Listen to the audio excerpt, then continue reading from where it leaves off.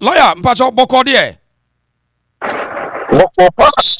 prefer kwenya so nchia motifu niane Ghana for ni omo tie na hwe wo London. Okay. Ya me show mu nia. Right. Yeah, that's pa na Ghana for na wa broche de wo mani je ho pa wo so otoda wo no kore no ti so wo so ara je wo chechire mu anti me da se ya me show mu pa. That's right. Lawyer we de na ye frɛ wa ye nyina ye Ghana for ye mu bi na abeka obi ma so but de ekoso bi ayehwe bi. First of all, ye hwɛ Ghana ye ba ye hwɛ justice system na no na wo ka say video be call viral pa now I mean they now can say total judges in be correct me ehye ase ya hye adwuma wo kwaji waje hakaka no ma say case sa sem no ada ye de bi adi wana o say me ye lawyer ni a but practicing for almost 25 years. Wow, 25 years. Na me no na yes me no me practice no yeah, law no be brave judges for boss judges for that be for judges for down for enti me no na madam for 4 years judges for me ko bu fie me di omo di agro me ti omo me ko ja omo iye bibia enti me ni judge ya ebedin enti me no mo ko ba but case ba ko bia me ne ko ye no yes, no, but you did assembly here. I did frame. So, lawyer, yes, ready. O client, no, we do Kukuba, me worry. But body not appeal because make us a case for me and not meaning you will say me and sir. But in Penny them frame, every Rameka say, oh, the panel. But you so much this is a class meeting, you know. But India some man also India some no me share mistakes. So na be ya o kwa pillar. No kwa be dey do ho. Did that class I am nya kakra. I'm of them not ka dem say member the chambers. Me call not church me. Area sir. Ancho ni yi. Into many case the appeal no. And me give you. Enti eye bibia because kasa na eye me one.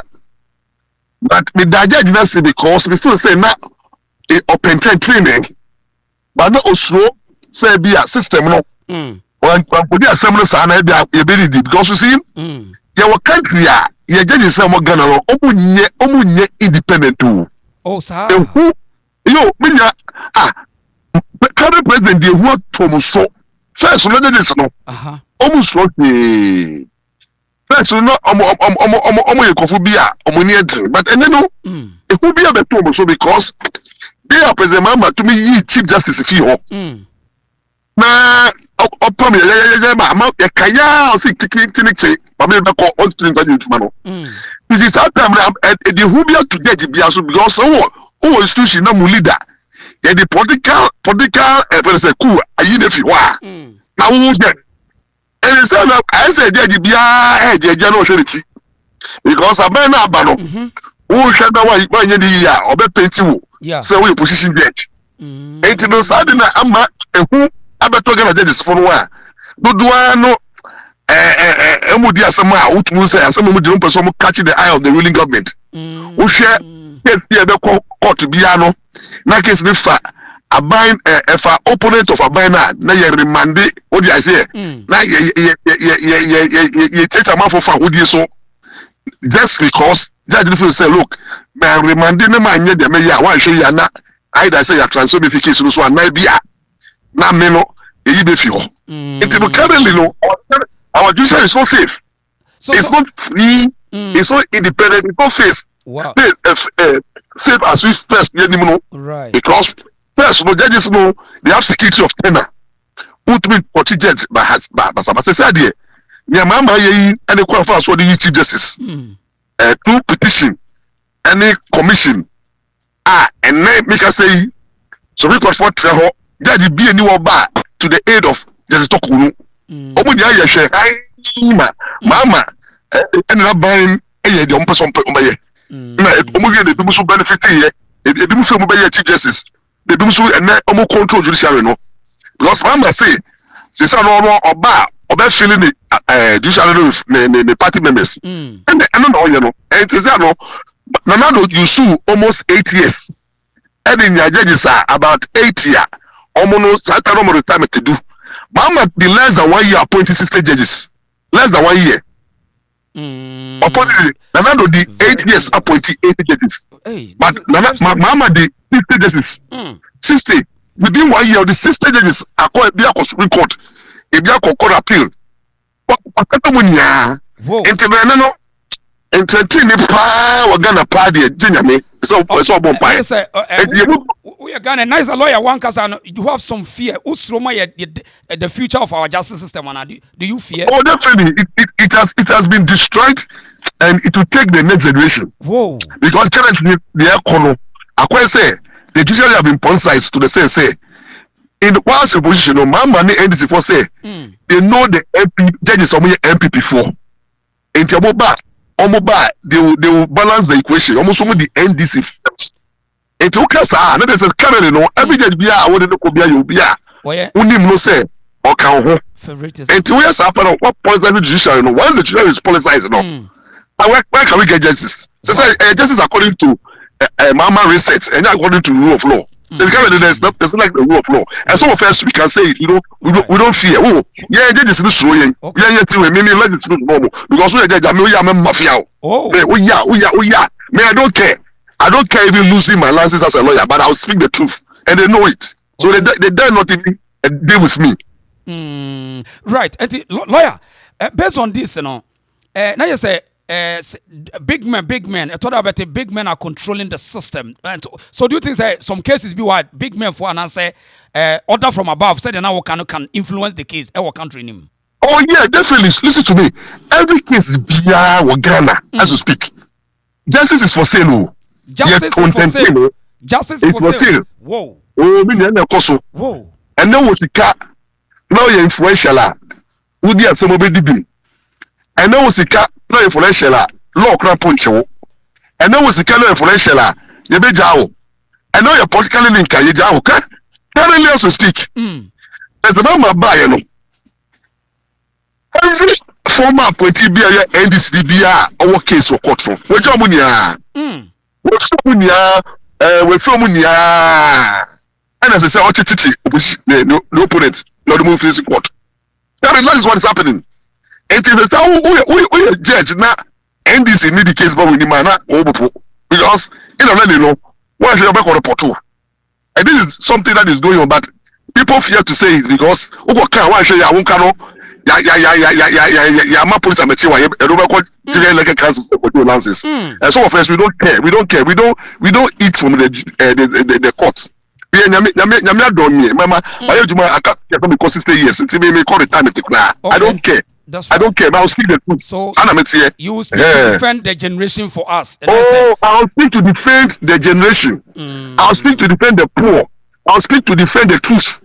And no, it's not a right. Our judiciary is in crisis. Right. Our judiciary is no more the judiciary we know. They say tunnel. And it's for sale. Wow. And as they say, I'm on 13 so you're penitentiary. When you harry justice, you will bury justice. Okay. Open them akoye ntentene ubesi ntentene. Wow. When you harry justice, you bury justice. You bury justice, yes, because you don't do justice. Because bibia open tembia to be a mistake. Who say when you are a judge, you are dealing with people's life, people's rights, people's interests. When it's a criminal matter. There's a principle which says that it's better so a criminal is about even 100 you set them free than jailing an innocent innocent person. Oh, and you know when a judge now who the criminal case, you have to be very careful. You have to take your time and ensure say you don't rush to please anybody. Okay, you take time to make sure say at least that's one man a right to fair hearing. One man enough time to defend. One man cannot send to the sense say like I said no or crap on the say we default. If you judge, you have to push hard against the prosecution because you have to know that the prosecution no state power and state authority. So you should not be in bed with the prosecution. But currently what is happening is that some of our judges they control to the prosecution. They control to them. Whatever they say is what they take. and it's sad. Right. Debbie. And on Quadia, you bet me a cyber, we can defend with the so-called white person. And it's not like that. Good. Lawyer, based on baby, I look at the fear and say, Mammy Missa, see, I mean, no, say, any probably 1,000 around the world, ATOCA. Mamusa, almost me Musa say, so based on the okay, and now be there was a case I walk out a far. Daddy Lumba and the family in New York, because you have been Poma, no one commenting and say, you see, our judge making decision within less than 1 hour, so I was sending the decision. Were you satisfied with the judge and the decision of the buyer? Oh yeah, I think say it was a wrong information they call out. You see what AKOSUA Serwaa for no and Tumuwase. There was an injunction application. Now that injunction application almost any late. About 2 late. Say yes, stop the celebration. And a judge can say, okay, we must stop any problem, but it goes with consequences. And you know, must stop celebration, but make sure say by the close of the day, no, the about 4 o'clock, no, able to 20 billion. No, I say guarantee so. As some no, yeah, some you now would it for. Then they say, nah, omo koya funu and omo bono retria. I know that a lawyer for Mami Serwaa and Tenma who the full ruling. Now don't honor T say judge can say Joshua began to odin bika. I can start jubilate and I get it Joshua. But the remaining orders no one went here and now no or deceive the public. It will be that one again. But me you see Lumba case no Mami Serwaa no. It's an example of because the justice Harriet is justice buried. Because judge ban no track case also no. I didn't know to make a judgment ama. Obi na wa ban no make it so your missus. Na the krata no o ye ne fijembe nia. Judge no open the quarry and intently nia. Obama order say onko fasa certificate original one from bra. And when to me clear na utumi apply to the necessary embassy. What do I say? There is a document we have, but open the certificate copy in Tibia. Exactly. The German embassy and now office no and now we no use authentic. Say it is authentic. Then one yes, and as our trust ya now train Masam no call do you say na lawyer no the picture pen on the buy and certificate on the buy and man because certificate no now you stamp it so I say the judge no the technical ready assume now the intention we are looking for the truth. We don't like technicalities. My more big because of technicalities not the either. And that is where we have to avoid. Say, we are judge. Go after the truth. Okay. Go after the facts. Go after the evidence. Don't maintain now you shoot technicalities. Now I say, oh, and already been but A, B, C, D. And some of bury the justice. So, Mami Serwaa, justice was buried. So there is somebody who was Mrs. But the court did not allow him to prove his case. Oh, now say based on court, Kumasi High Court judgment by no to you no judge not take time to allow the complainant no so be making the case but or the judgment bar on you you judge at times you assist the parties to unravel the truth. What do you say? What's a highly public interest case? A emotional attachment. This is somebody who say me kumu. I am a wedding. And then you are not getting to your bow. And telling one trainer one share some pa. So the panel also were in a wedding. Now we are setting it away. Money time, money days, money months. So look, maybe 1 month, 2 months.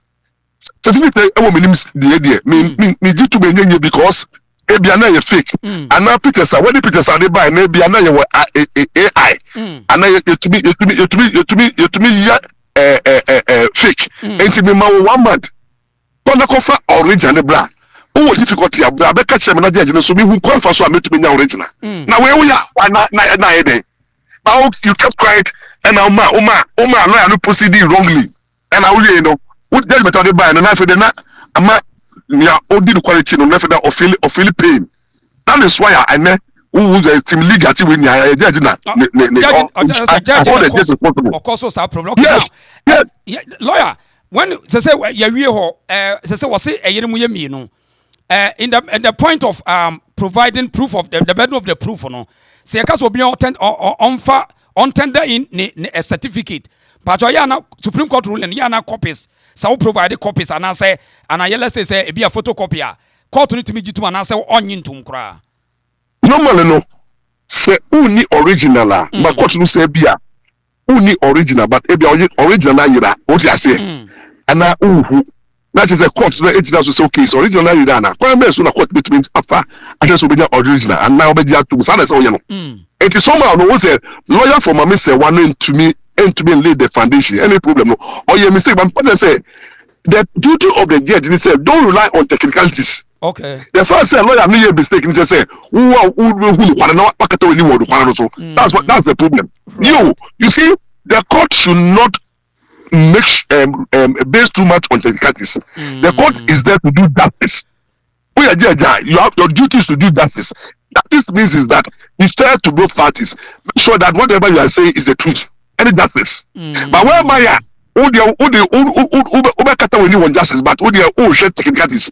Say obi my example. Who you judge, who pass say name or yampa. I'm a participant for 25 years. Who himself, maybe I'm in the school, we know they are law school. But because about him, because about him, number certificates, no, certificate I made by and your original, your photocopy. Not because of that, no, what did you tell me? I wouldn't say that be unfairness. So the judge, they say, Obia sorry, because of Mrs. So, would the Niger be so? You once all the pictures in them, baby, but they say there's a presumption, there is a strong presumption, say, it is a mistake. Now go beyond that paper and go look for the original one. Now you're satisfied. Hey, so how many times no one to be from man? Then because well, no me them pay no quarter, but one woman, my man to me who quarter we did our fair. Okay, lawyer. I'm for a witness who cases when it comes to marriage in a relationship or Barney Bema. Now, my a question way. When a qualified to file for letters of administration, when disease be and I'll be passing out. Letter of administration, normally no. Normally no. You order of preference. Say letter of administration no. Nipa odika pa or qualified pa. Oyere. You. Ufi wa nefe da ba Emma. We are friends and aba of when they say Abia say. Bemana ne wo ni papa de mama tiasia and so the last na bebusuya sanete.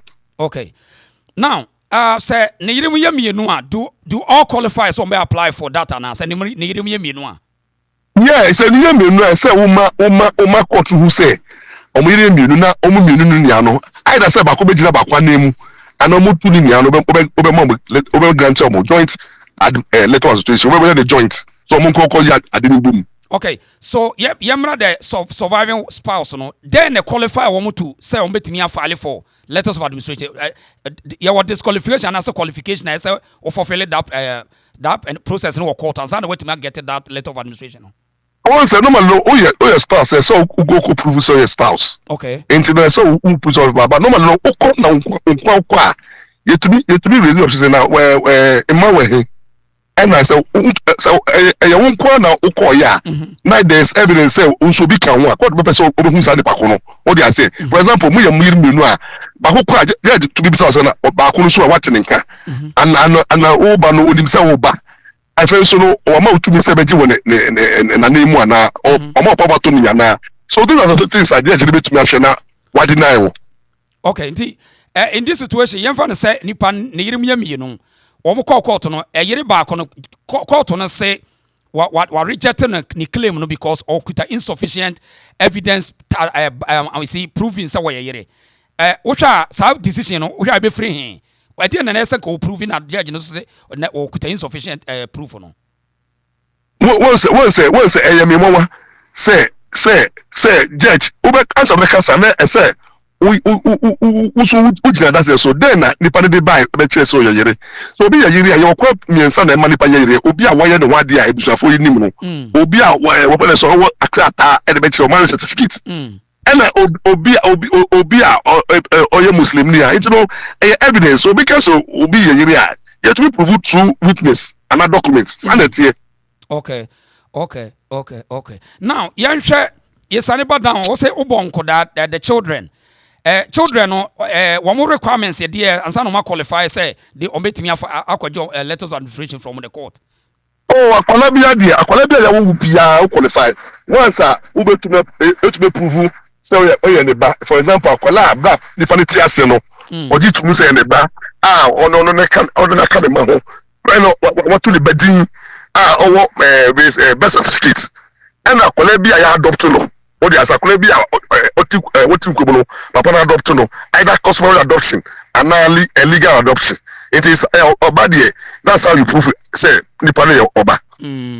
It is a koba no say enkoda no children oba ne bema omo nyina with the same age like my limit na omo file a between omo enkoda no mienu no obi abetima file the separate and as omo file together when it comes to say omo mienu.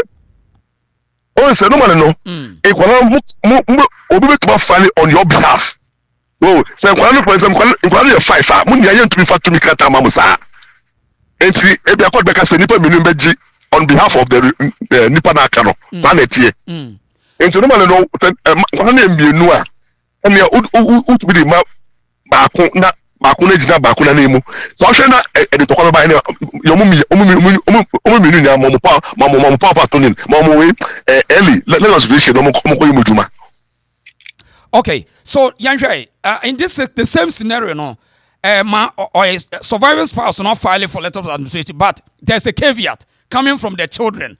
As a process to halt it or to in support or to against it's a process. No, no man no say okay caveat here. So my reasons. Ebi na one.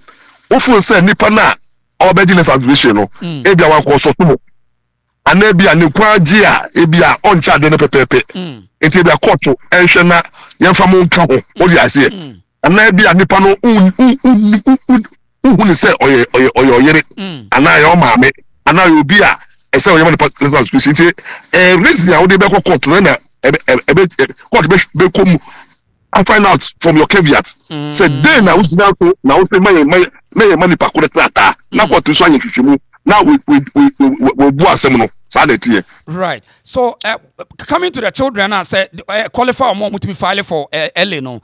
And man ya na ye within wedlock and I say as I say o papa no o mama o papa ware no and once we ba just a banner no akeke no qualify o. Oh nobody knows say improper ba. And Prabha okay. So when it comes to children now, the law no does not discriminate. Okay. No, akwana very fundamental. Enti in program kaka okay. Okay. And you know, and you be a young woman during the wedlock. Okay. It was the interest of the children is so paramount. Say, akwana be innocent. Or he doesn't determine the ordinary baby as he court no discriminate against children. Until you background okay. So lawyer, back to Kumasi High Court, proving say or nipa we yes magia to so ono so ye yere or ye nipa na yere. But at the same case no oba court call the next court no say me ko prove me person me beje letters and but court no say me need enough ground say me yere and it will reject my application no say na asem we sit here because so reject here ko appeal judge ba kwa dwin it is often so word of grounds ko appeal judge me say na better so e be na judge ba ko no na ka say oni me be na interest wo o di aze e be na wo ye na hi ana bi obi ehunu no say on say case ba wa na dey ko appeal na judge me say transit o je na appeal na anye na dey ko Supreme Court judge numa transit so na tie. Okay, so in this case no court of appeal am no so oma maintain the same high court on a decision until now just oko appeal Uncle Supreme Court. Uncle Supreme Court. Uncle Supreme Court. Uncle Supreme Court. Now, reasons are into Mokasa no. Or will be explained. I know explained to the Supreme Court for us. Why? Okay. Lawyer, based on your experience, no. What's your case?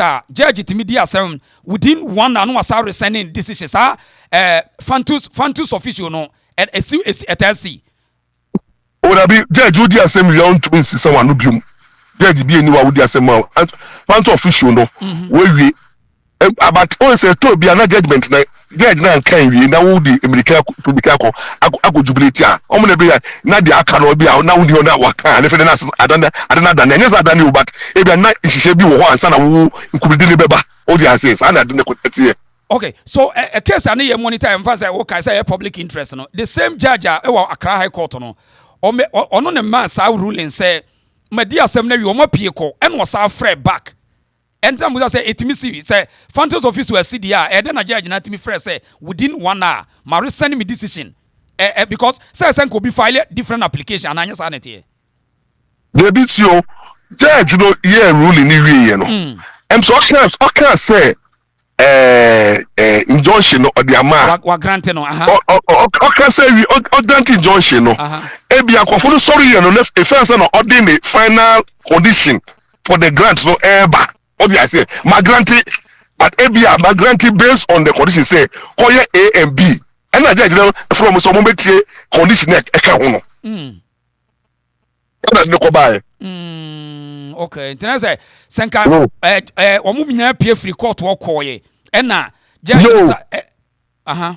so say what say that be okay okay ruling we are ruling there you be tell court no ye won ye actual it say ko di the actual the actual no e wo wait there ya ka o dey say ruling no and then the court can courtroom pe but the watch no no o pe the ruling na be judge no kasa ba ko pa ya record no but the watch of paper so no na o say document overcome oral evidence documentary evidence no power than oral if the judge the okay wo courtroom no ben je no so pe wo all go find the watch no it na do man ya na akwaji copy of the ruling who the judge dey cap but okay men ko court na ntie say judge say bia don't she my grant the no ruling no wa more than wa grant o the idea.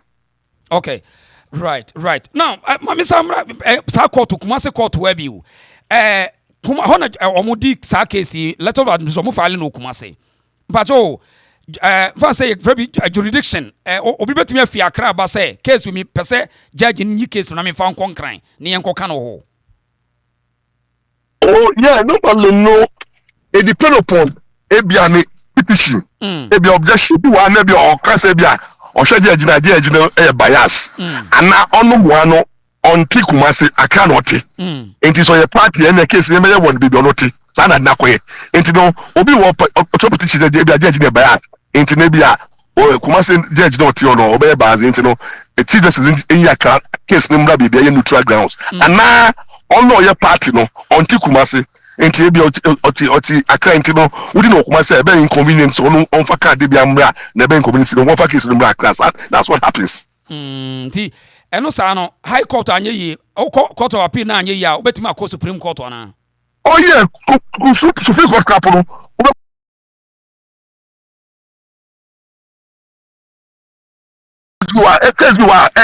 case me bre wa yakọ na high court ediama wo na court of appeal ediama na ko supreme court wa ko re sa na tie because the high court judge ba ko no tena so court of appeal na judge si ni miensa na ba supreme court judge si enum e court review na judge na ayenson no entino e to be judge na mo court of appeal no ebia no mo kan no no man ti ase yi odi asa na bia o maka se bia o makwaji bibia hye mo ho e ko etimu dia judge na doso edi ni body doso e be na what about judge 7 e be din entina case bia ba if you court of appeal na man ko supreme court right na supreme court finally cry was why right lawyer mamusa we dey pass a general perspective you been a Ghanaian Lumba echira you as a Ghanaian, were you satisfied with the decisions by you say in fact ni nua makra ni nua ba kra ya ma na hu ni nua ne funu in this contest no emra no say wo hu some of us we were not happy about the way Lumba semlo koye and I think say omo dem ya say nye busu no per se but omo ta ade na chi no any creative problem because as some no buy na who the proper forum. I think it's a look by your Santini Meboa. Yeah, or your Santini. Internet that some the band into become court to need a court to for street. So Nana, it be a same saying that it's into the national mind. And I have found call Lumba, Ebuchef, for they say, or now outside so now what chance now Wakasana and Yan to for. I think so also 2 forward to me. Yeah. Say our the same Sanamano, over to the nice cano about say yes, see any panic cano 2-4 Kasaya final. Oh no, it was shape ya 2-4 like it was a penny with Shabium. I'm not away as a team. But the fact that I'm taking matter no to the public domain, therefore they're not yet team. And to be able to have as I say, Mokasa mo person solve problem. And that can't conduct a year be too much. And to know edu terminal for them lawyers no come assembly so mambwa. O the assembly waba o lawyer ni no ye assemba lawyers me no mushia na ma dudu maso. Lawyer who can busu no ho.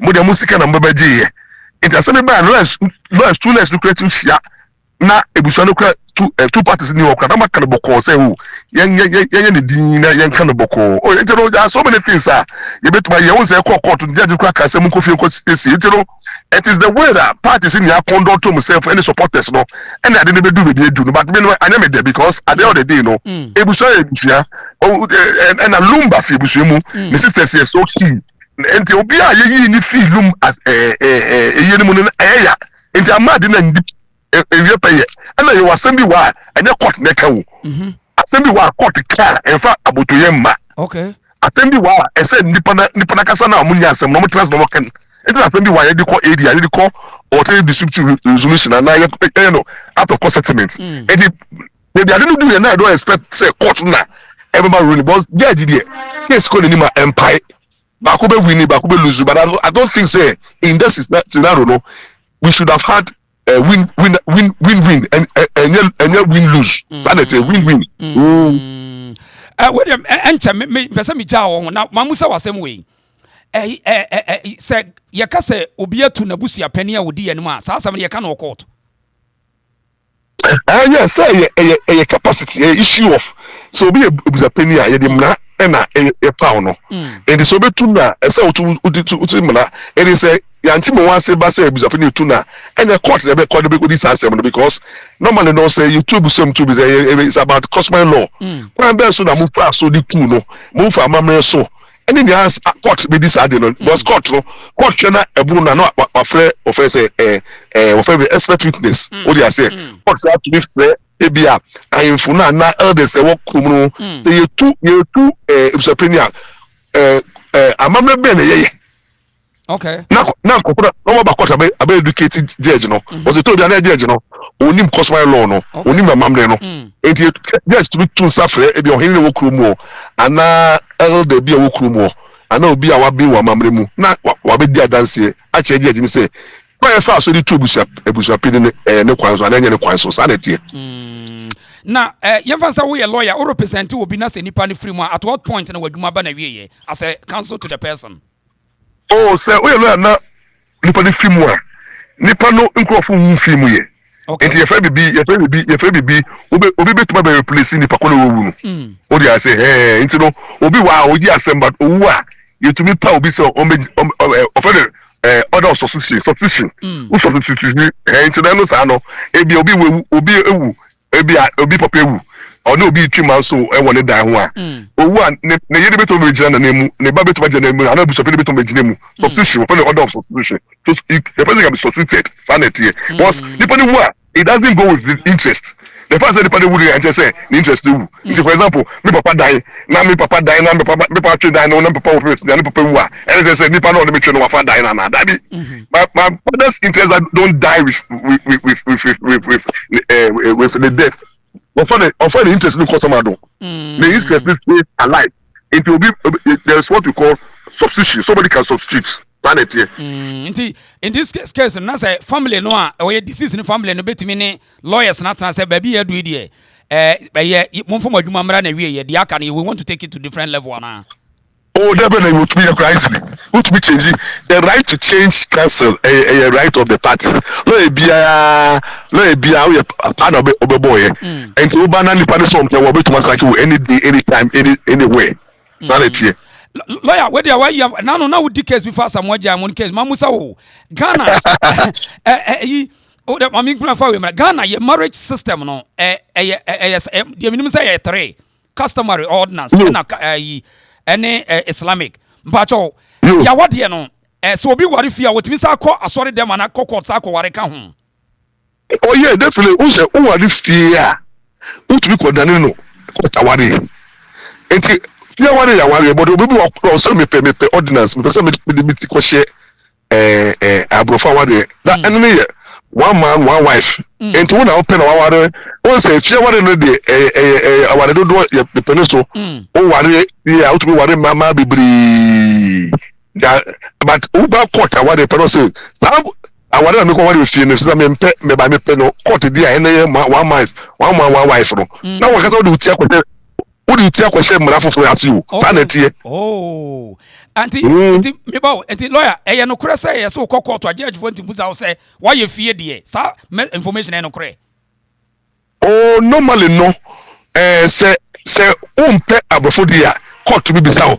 Because so the fear dem ema ware ya ware. Ena fear ware no say normal no eno ebusia edimu kan pa. Nti e be bi say bi ebusia no if we need that dance here on the fear dem sanity. But abofo de dey ebusia ndimu kit abofo de dey ene obi to be witness. Nti abofo ware no yemfa ebusia it doesn't play key role. Saying if you worry, Chaba was about one idea. Menu to be here. You shall near do your one, never go from a downfall. No, no, talk for a downfall. They are court. They are causing sign and enough for us in science witnesses. It's about one, it's about witness. That's what it is about family. It don't worry if you worry, Busia. But before one idea, who are the individuals? No, sanity. Oh, okay. Lawyer Mamusa, we answer my job. And but so will be una one your way, process it to say. So we know when you will and then now patches say one casano one we know once now with once one put your house and say for the buying through PN this one and the bay your will about or bet a Japadina mau into no one you will who the today ama Ghana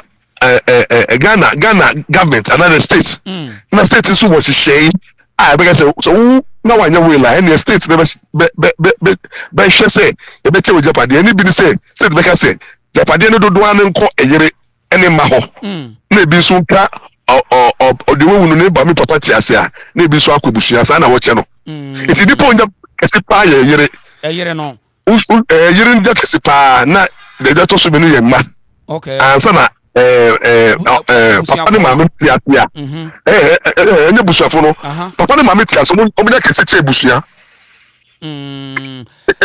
busuana enya kitwa kra busuana enya what of say any part disease ni wo yire mu mi no ye wo pani ni kitwa eno so process ni te say ene nye ko yire ho no mo chimu mi nu o di ase e je fa na say ye ka say onipa ni wo a e bia 60% no e be ko yire mu a omo ye yire mu mi nu a na obi agba 30% sanity di de ye yire mu de no yire mi nu be ko che okay ene de manage na manu so ache so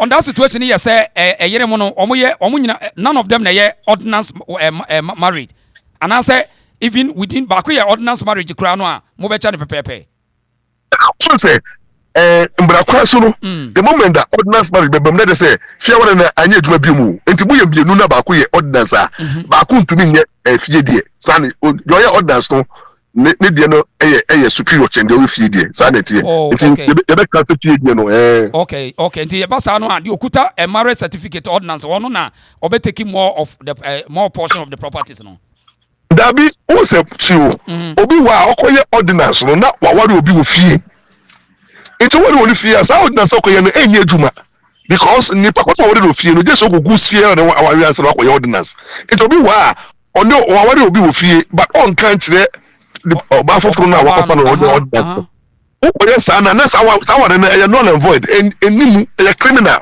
ana offer the bigamy no that is how to make prison for 3 years.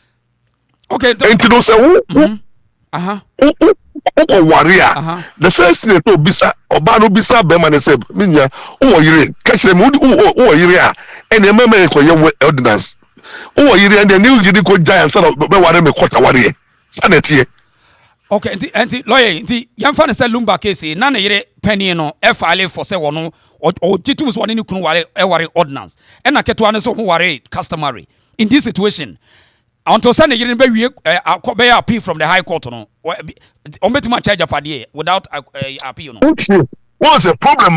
Lumba, you say one day they say, court said, say one end to me and let's say, or ye misses. Okay. It's court of say one so a worry if you are worried. Okay. It's a man almost to the Yanka. Say what to be produced so your Mrs. Anka, Bonnie, and your chance. Sanity because Mrs. won't be worried. Being Mrs. But because court to say, I don't say Bloomba, you say one to be produce evidence. Say, or your Mrs. Ninety, or from Omutuni, say, Omo worry if you are here. Mama requires someone to be worried a mammy, you know, sanity. Right. Until say, but say, Mammy, so I can't quite appeal. Just where we an appeal answer. Answer why they say. Francis say be a browse so some person which property work by through the government. No one also say what person or an appeal based on the stance the status no. Obey your answer because once appeal the pending let us say who's the status of the wives. Okay. And you know who to be changed but no just appeal no any answer. Okay, that's it. Sana na me petty. Lawyer, me that's na unia lawyer Maurice Sampa won't say was some Ghana for pa and in fact or your good service to the people when it comes to Emrano say what church in Emrano yes or you see or of a foundation what they brought to assist Ghanaians. Enti lawyer o foundation me am person me Ghana for nipa be 1,280 no ye person assist why o foundation o foundation me show pa ye o say ye kuma enyafo ni mobrowafo Ghana ye mobo o mo di bi edibu ye ko ye bre eto bia na say ni sika ya ho din ye security is at stake ye security is at stake am from pay asem am from ye ko media ye be didi ya tem ye be hwehwa ye ba ye no kware na ebeka enti me di 25 years me started say me di ejuma ya me 25 years as a lawyer makon the human rights activist and you know me person me legal outreach and me enyafo parents say me will me enyafo me di ma omo mu ni bi mobrowafo etwa ji omo and you know me enya support pa me enya support pa na me chamo say why am I doing some support to me. That's right. We are around the world any party Ethiopia say boys 1,000 something anything number bi one person free one say be ya omunkofa number for na obi person oboa wa boa foundation why number na say so number na 0244 67 10 11 0244 0244 11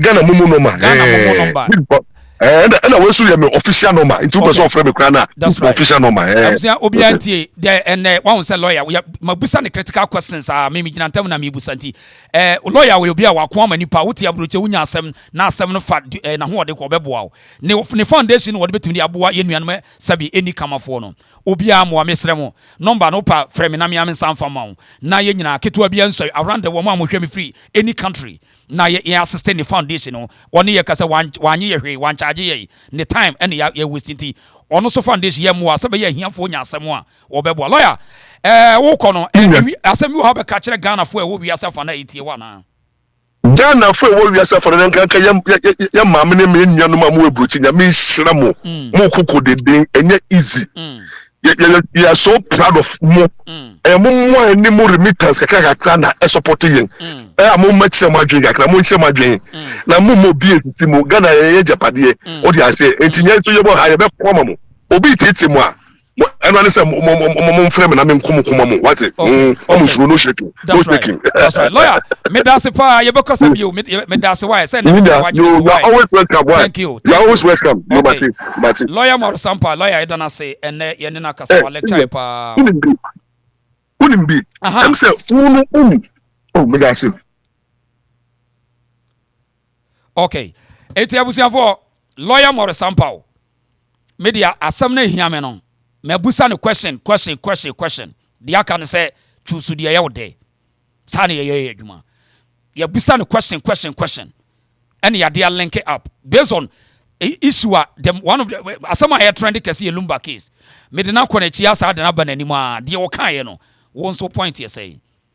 Na obisa me mfa number nto dwa onsa Ghana no omo sisi ahiafo wo mo etimi standing etia nipa ne bi ye Maurice Sampao no wo no otimi wo mo suro no nti ano de ontimi nyemfre ne nsam so ho ne foundation no obi abetima boa once the crash why 0244 67 1011 Queen pin number no wase omo mama me why 0244 67 1011 MTN Momo Maurice Sampao ene wo so ne foundation why ne foundation eno no so no why yeda mo ase obi obetima bia kakra bia nso why na wunya asema no afre ne number so no nti case bi na wonti asa betima afre no but the bone of contention is say on say yahwehwe nsem no de bato wono achechirim de wo kan ya woni na nya adwen eno nye problem de wo kan so ane ne ya adwen no wahunu say so this is the next step ti mishada asem wa mishada to man no no awachirim na ye adwen ho nti wo person o ye strategic then you know what to do.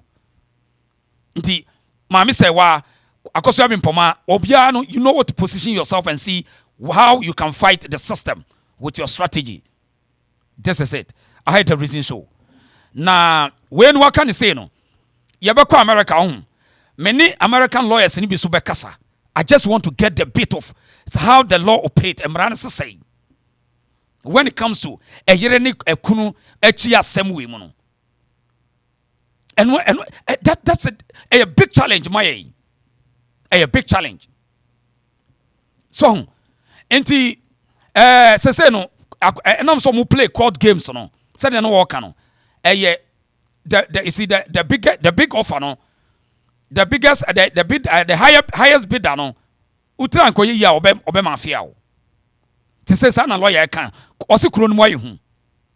Usika so a ye beto case here.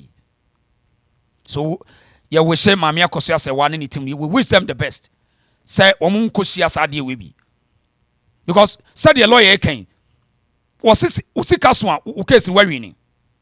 Now yet wait no moment here. Eti anya won say obi abetimi the court ehunahunam. Obi abetimi the court ehunahunam because at the end of the day eye ka ko di sika kan maye. O case no. O te say o sika story no. Judge ne ka kire no. Osi judge ne katere no. Interesting times ahead. Oh yes. Me who comment yeah. So osi judge ne katere no. To no an experience and odi abetu dwa no. Nti bi shada na mpese otimu bio. Na mo hunu say Lumba case we no. So obi ka so obewura nti wo so wura mu yie. O bompa ya boni yie.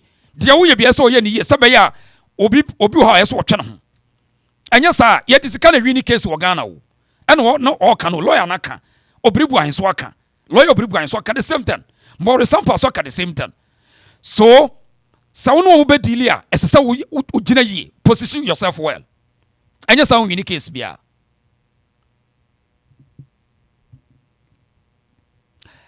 yes AKOSUA say lawyer Sampao was wrong saying traditional supersedes ordinance. If someone marries someone traditionally, then later married another in ordinance, it supersedes. Yes, no say no can say. See, ye Ghana ye kuro no. Ti o answer say, unya ko ware. Wo ware to your tradition him. Now ko ware court to the enwa. Court to the enwa a supersede we no. But at the same time, before answer na obey aware no, just what pushy akwa tribe mara hwe. Inti akoye say aye court business judge betimi akase ya kire especially high court judges no obetimi awuruli say we say but ubekot be a supreme court no not something underground bibi shase na wonya we inti ye kro no omamamra no aye something scary something confusion enye straightforward anything about lawyers na dwuma about country mu no ye kuro no omo mamra na enwunan said ye it always confuse the people. It even lawyers na kura no sometimes omunya big challenge emra no obepie we say high court judgment man can say court of appeal no akwashi decision out. This is our society na ye mrana enwunan. But the aim then say what say system na wo operate no wa hunu ba bia case we no ba bia gina eno ne ade me pese wo hunu more I mean experienced lawyers no me pese o mon ne enkasa ne yenhwe ba bia case wo ahode ne gina nti enya isa wote wo kwa wo enya ye kuro ne nya bro kira just wote wa na court da so na wakoda bi entena wo kwa. You should be strategic before you win a case, even though so a lawyer no so what na say di and na because see the strategy by the other side. How wo matimi senka Calvin pa na twere sa asem we ya e de sa e caveat we beto abonten e interesting. But as usual lady Denise no wa file a caveat challenging AKOSUA Serwaa's authority. Do you think that they are playing? No, they are not playing. That is why one more try say komko try class ki any case in konkran bisa say dey na won kran ho. What is exactly our client here? They are pushing say yenko ka asem no won kran. It tells you akwa be say obia won a classmate. Obia won a classmate. It was a lawyer no so ka say edu no hwe o strength no obetima ka say o judge no kra no o ye biasity jurisdiction yes sa case no ne yensa no. Into one some court of appeal a crashes asem I don't know asem no muni ni hayai. So lawyer say basa betimi akọ Supreme Court. So are they going to go to Supreme Court? We live to see. We live to see. So on because Supreme Court there we live to see. But and honde enyam ehiam sa.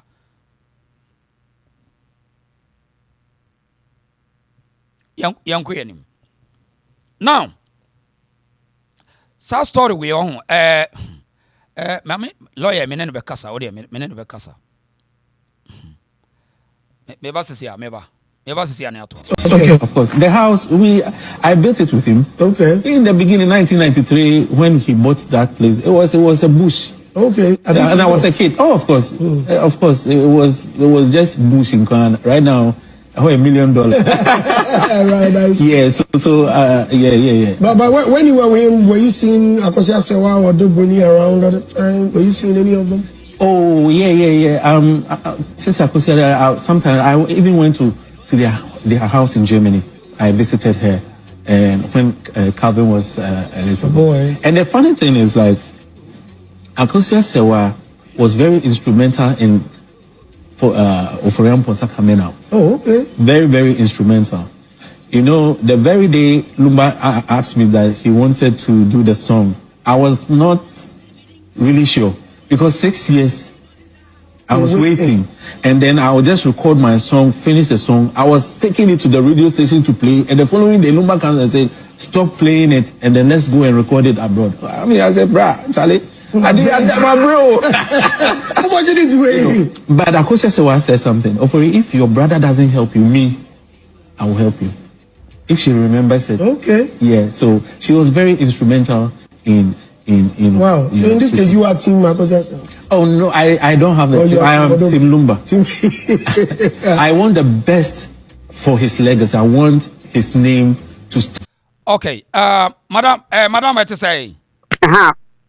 Nyame adumaye papa nam so wo se de he na wonte ase na de na wo ka kire me me pese me ka bibi fa Kevin eni ni nua ba no caveat no ho mami ntie o afam wei ebi ato me a me ho nipa mi ni no me mo nipa ni din e wo jaman ha ya kasa ne yiri na huye na ne yiri nua a wo ye Kristo ni ye dickness atimi afri Bema na wono na oye remaining spouse no echi akọ circuit court bi akọji ele afa ma amene niema bi na onim kwa ofa so wo mu baba akopẹ a wono oye graduate o woni akwara no koso affidavit enti papa no so de asam no call high court no ehọ na ebe kwa yi abasa wo mu sika bi a joint account bi a wo bank nyina no maame na fa